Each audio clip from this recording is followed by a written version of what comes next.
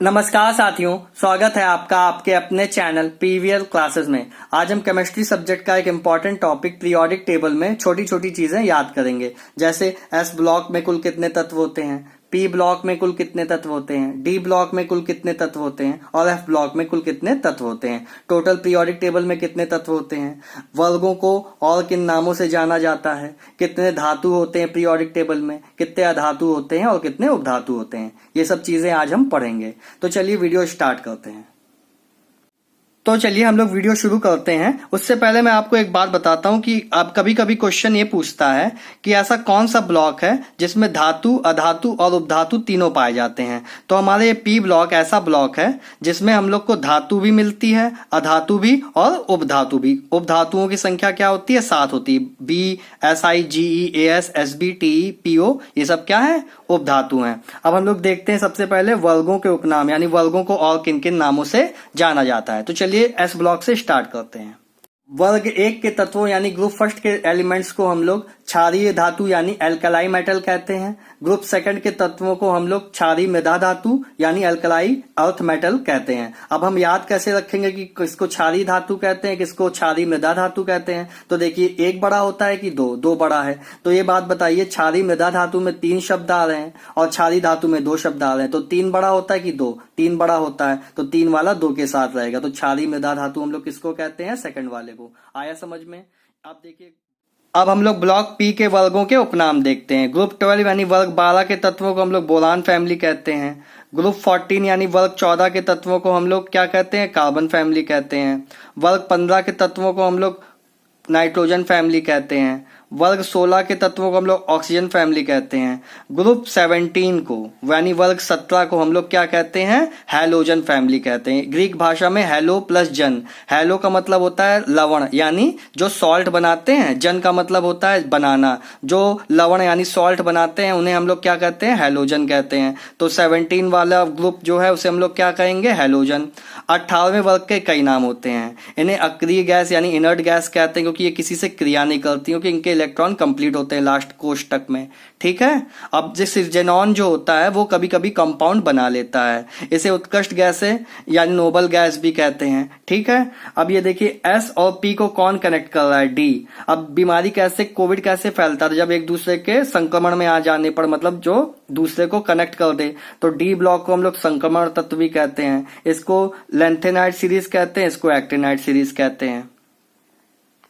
हमने सभी वर्गों के उपनाम देख लिए। अब हम लोग क्या देखेंगे? S block, P block, D block और एफ ब्लॉक में कितने तत्व होते हैं। देखिए, सबसे पहले हम लोग एस ब्लॉक से शुरू करते हैं। एस ब्लॉक में गिनना चालू करते हैं। 1 2 3 4 5 6 7 8 9 10 11 12 13। और इसमें हीलियम जो ये होता है ये भी किस में आता है? हमारा एस ब्लॉक में आता है, क्योंकि इसमें भी इलेक्ट्रॉन लास्ट में किस में भरते हैं? एस में भरते हैं। तो 13 ये होगा, एक ये 14। तो हमारे एस ब्लॉक में कितने तत्व होते हैं? एस ब्लॉक में तत्वों की संख्या 14। ठीक है। अब चलिए हम लोग डी ब्लॉक देखते हैं।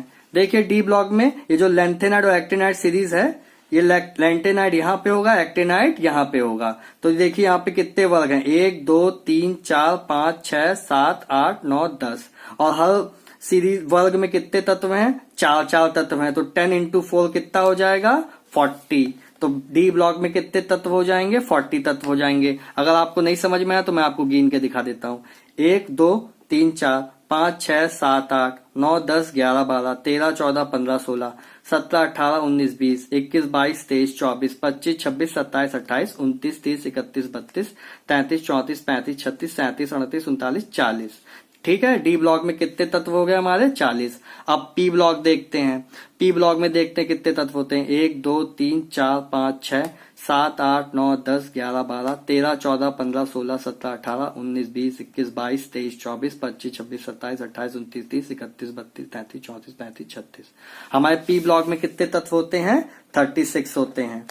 अब हम लोग एफ ब्लॉक देख लेते हैं। देखिए, ये दोनों तो किस में आ गए? डी ब्लॉक में। अब बचे ये तत्व कितने हैं देखते हैं गिनकर। 1 2 3 4 5 6 7 8 9 10 11 12 13 14 16 17 18 19 20 21 22 23 24 25 26 27 28। टोटल कितने आ गए एफ ब्लॉक में तत्व? 28। अब देखिए इन सबको ऐड कर देते हैं। इनको ऐड करने से हमें पता लग जाएगा हमारे पीरियोडिक टेबल में कुल कितने तत्व हैं। ठीक है, तो 8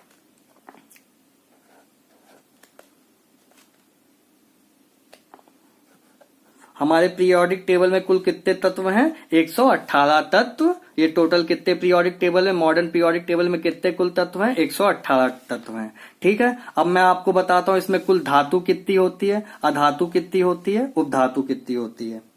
देखिए, धातु यानी मेटल, अधातु यानी नॉन मेटल,